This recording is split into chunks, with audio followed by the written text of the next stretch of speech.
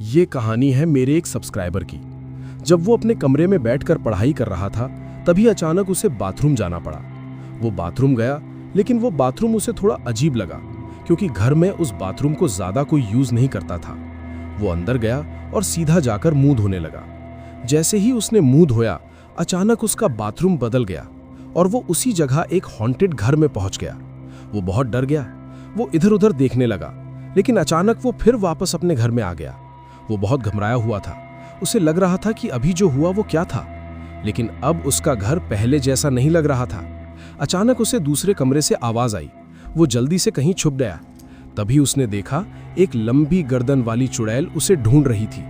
वो उसे खाने ही वाली थी कि तभी उसकी बहन टाइम पर आ गई और उसे मारकर पीछे गिरा दिया। दोनों तुरंत भागने लगे।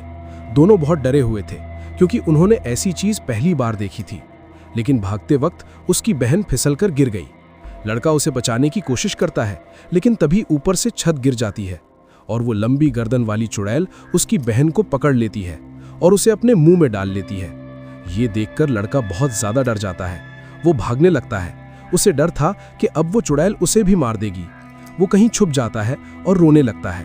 उसके पेरेंट्स घर पर नहीं थे, वो बाहर गए हुए थे और ये सब उसके साथ हो रहा था।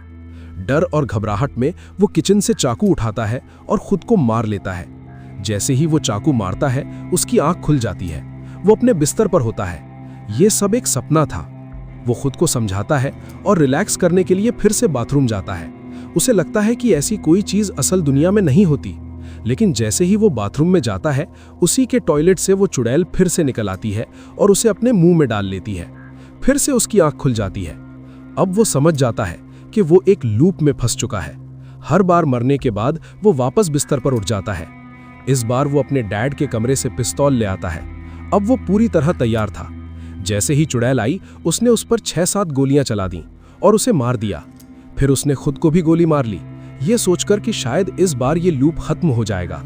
लेकिन वो फिर से अपने बिस्तर पर उठ गया। इस बार वो घर से बाहर भागा और लोगों को बताया कि उसके घर में एक खतरनाक चीज है। लेकिन लोगों को वो अजीब लगा। उन्होंने पुलिस को बुला लिया। पुलिस ने उसे पकड़ लिया। उन्हें लगा कि शायद वो नशे में है या पागल हो गया है। लड़का उन्हें बहुत समझाता है, लेकिन कोई उसकी बात नहीं मानता और उसे पागल खाने में डाल दिया जाता है। लेकिन कहानी यहाँ खत्म नहीं होती। वो लंबी गर्दन वाली चुड़ैल अब उस पागल खाने में भी आएगी।